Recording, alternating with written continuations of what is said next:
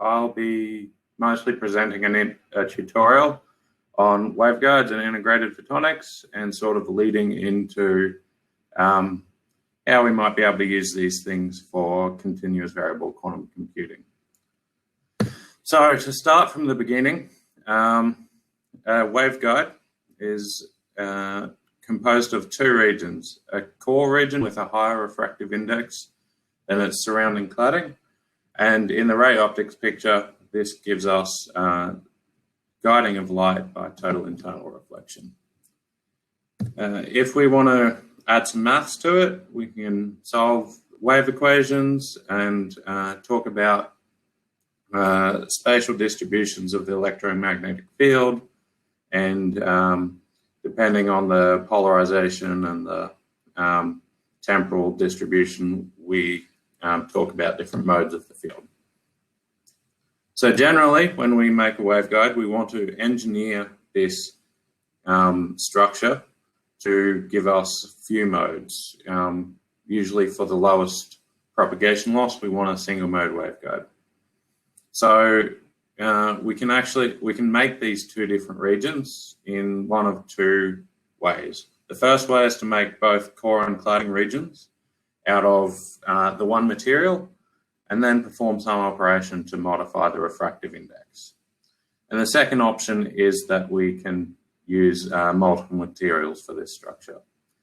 Generally, if we're using multiple materials, the refractive index contrast will be higher, and that means that the waveguide will have a higher confinement, which can lead us to a higher integration density, but usually also a higher loss per unit length compared to those waveguides made by changing the refractive index of a region of a single material. So waveguides that are made in this method, there's a whole variety, but I'll just highlight a few. So you can dope the material to change the refractive index. You can perform a ion exchange process or some sort of chemical reaction to physically change the contents of the crystal structure. And the third option, quite often used in a lot of glasses, is laser-written waveguides, where a high-intensity laser is focused into a small region, altering the structure of the material and changing its refractive index.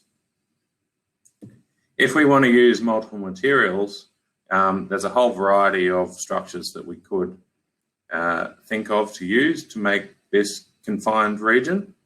And I'll just, in comparison, show, for instance, this image from the group of Alberto Peruzzo, where on the bottom we have silicon dioxide, and on the top we have silicon dioxide, and in between we have this sort of Pizza Hut roof-shaped bit of lithium niobate. So taking these waveguide structures, we want to look how we can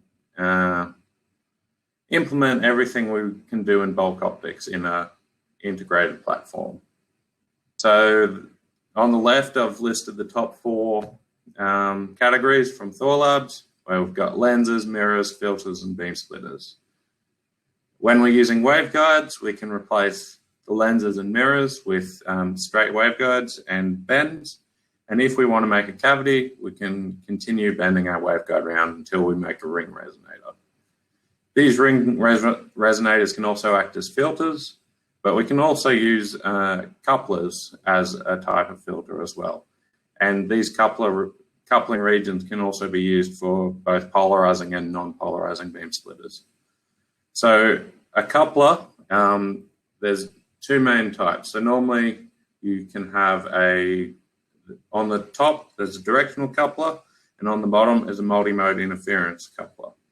So these are carefully engineered regions where we take a single or few mode waveguide and bring it into a region that's multi-mode, and we engineer the interaction between these modes so that the output waveguides have some distribution of the input power. So in the case of directional coupler, we bring two single mode waveguides close together until they're evanescently coupled, and the length over which they're coupled and the distance between them changes how much light goes to each output. For a multimode interference coupler like the one on the right, we instead bring the light in through the input waveguide into a large slab of material where there's multimode propagation, and we can engineer the size of this slab so that we get the desired output. And we can do interesting things like in this paper where they've done some inverse design. So they've told the program that they want these 3 wavelengths of light to go to 3 separate outputs, and then the program has given them a design to fabricate, which to etch this particular structure. So the best way to decide which material you should use is really dependent on your application. I'll focus on just 2 here. The first is silicon.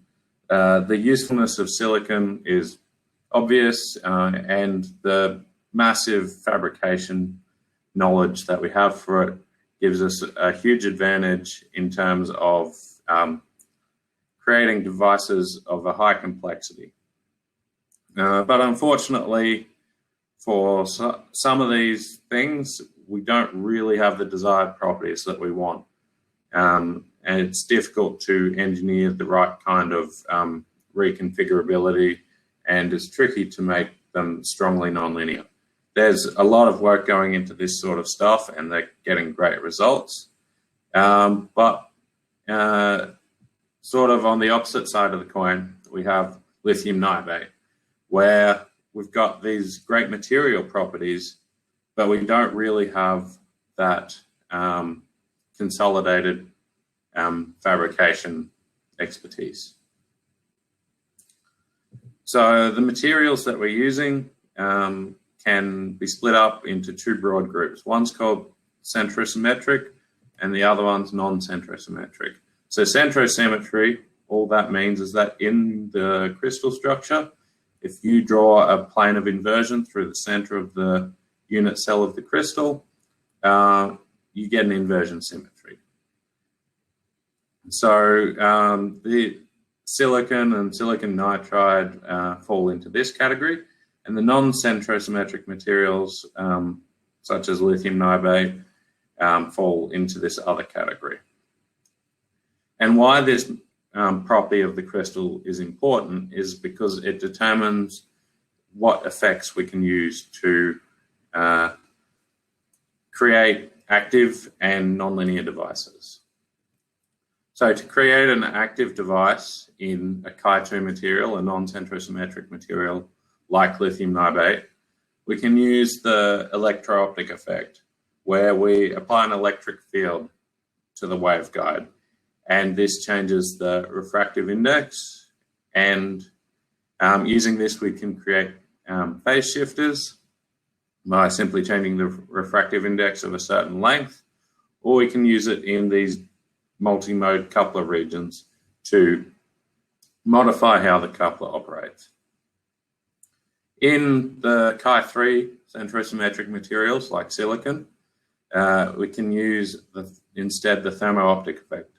This electro-optic effect in the Chi3 materials is orders of magnitude weaker than a Chi2 material.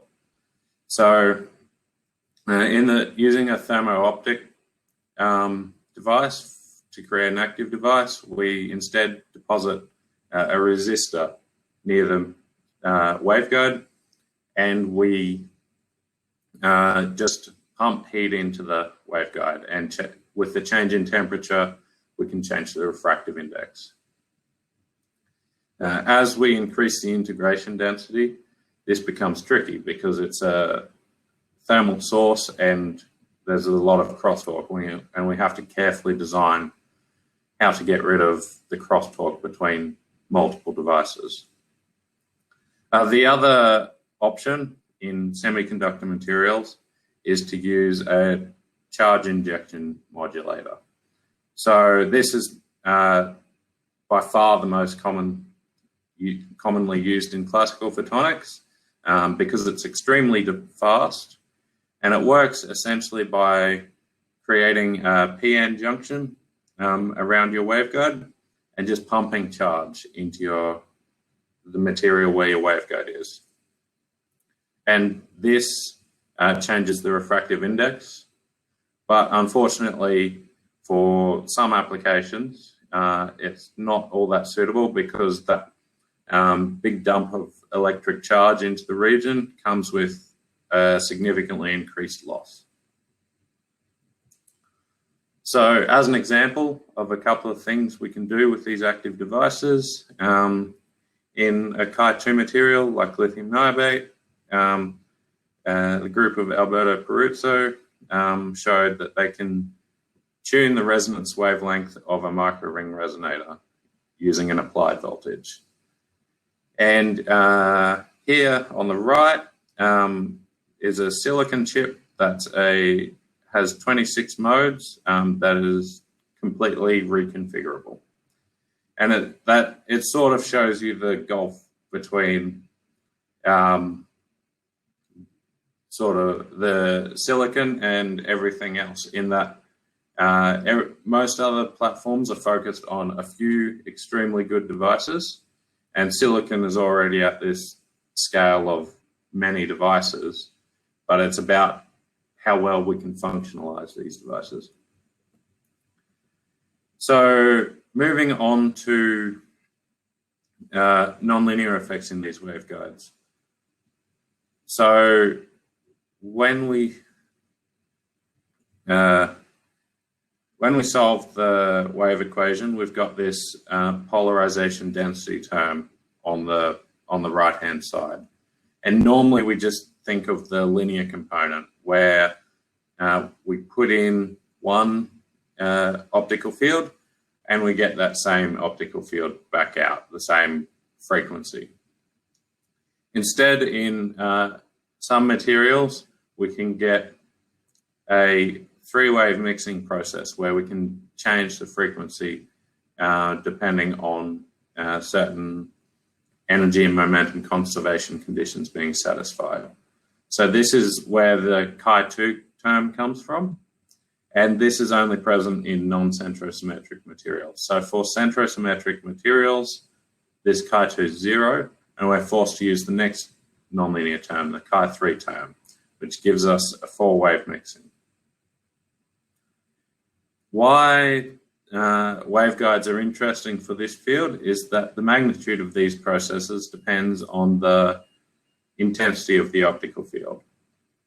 And because we have these high confinement structures, we can create high optical field intensities.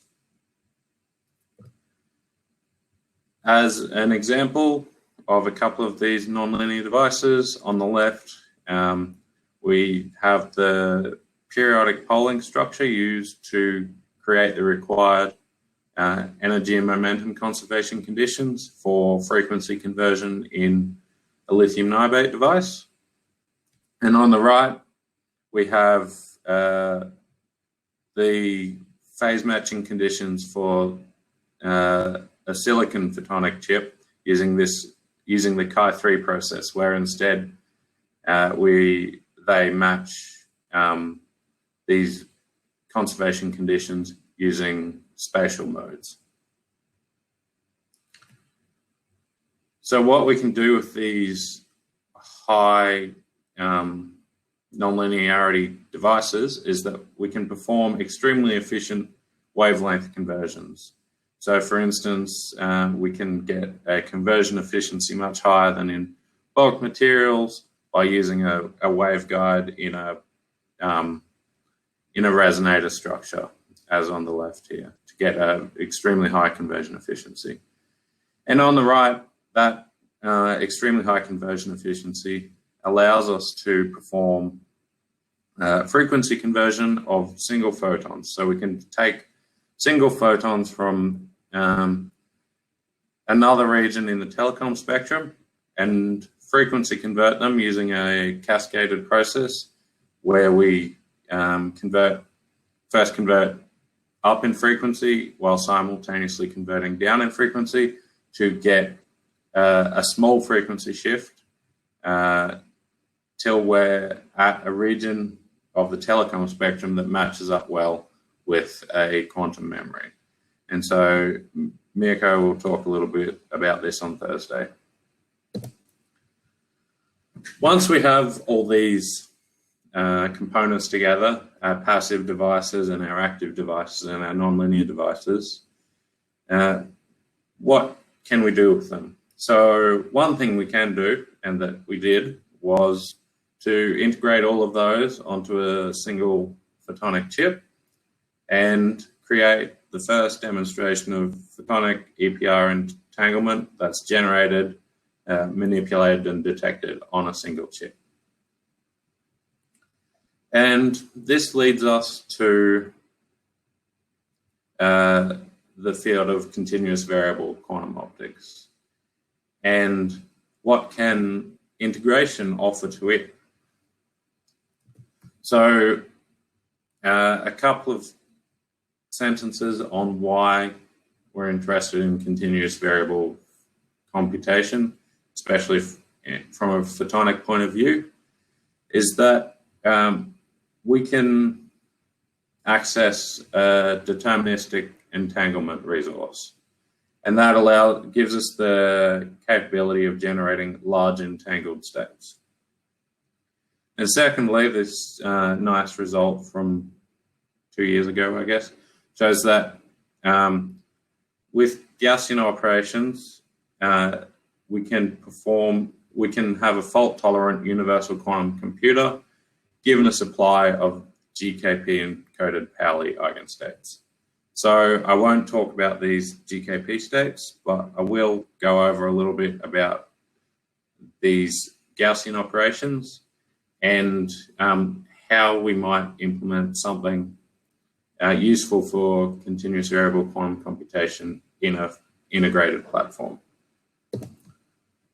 So to step back a little bit into what do I mean by continuous variables.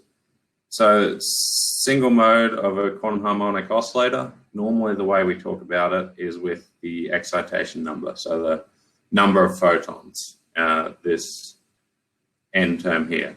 But we can equivalently describe it using the quadrature operators P and Q. And the reason it's called continuous variable is that these have values anywhere in the range from -infinity to infinity. And we can plot these values on a Wigner function plot, and that'll show us the quasi-probability distribution of our state. So we can see the probability of a certain Q or P value occurring. And then the question is, how do we measure these values? For excitation number, it's fairly simple. We can use a single photon detector or a photodiode measures this value. To measure our quadrature values, we use a Homodyne detector. So in a Homodyne detector, we start with our quantum state on one arm and a strong classical field called the local oscillator on the other arm. We combine them on a 50-50 beam splitter and send the output to two photodiodes, and the current of these two photodiodes is subtracted. The output of this subtraction is proportional to the quadrature operators.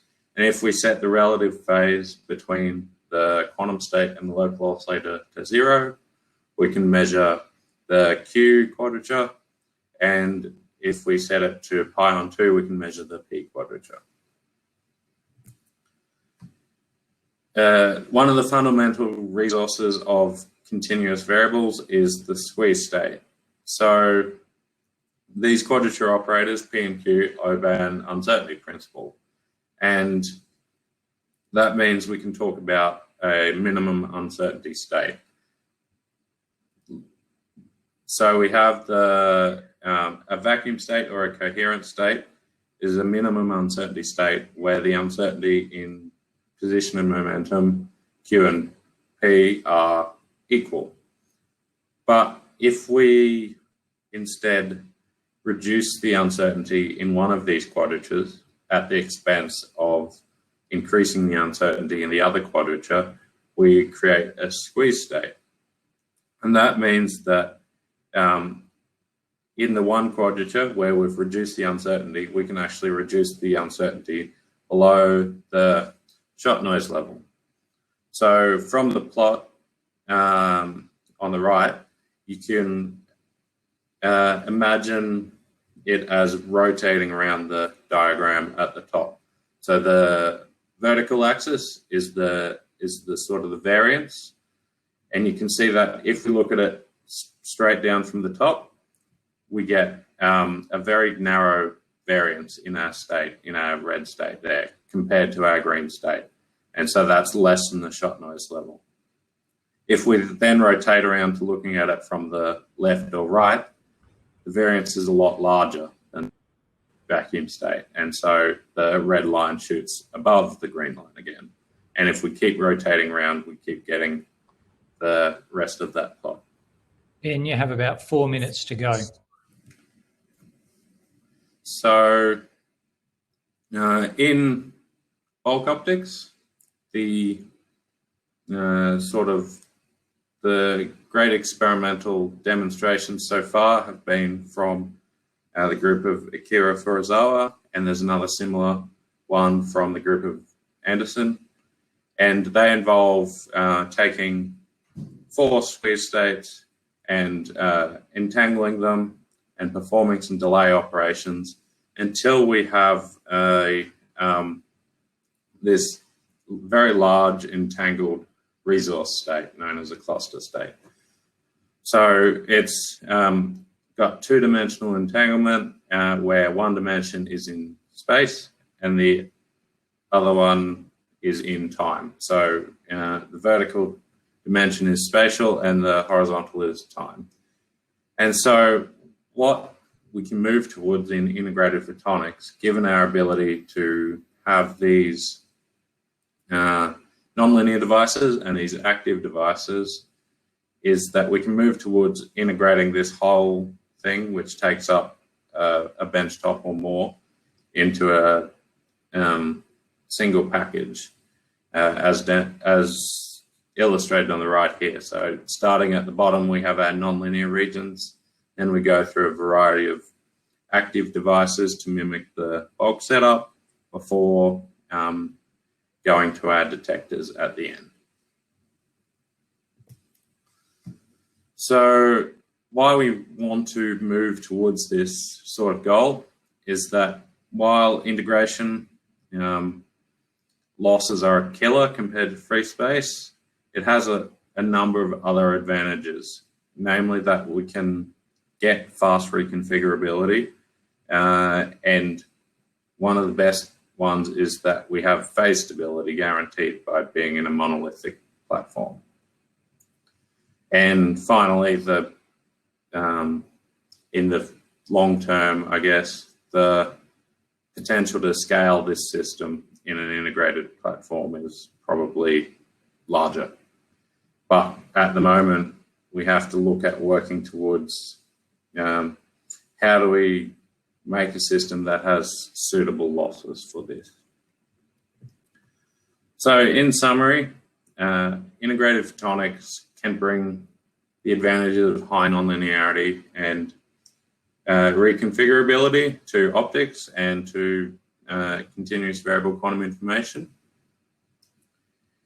And material platforms that combine the advantages of multiple materials seem very promising, these hybrid platforms, and it's about whether we can bring all the advantages from all the different materials into the one package without bringing any of the disadvantages.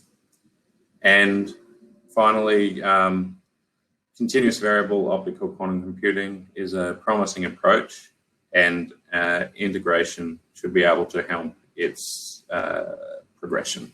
Thank you.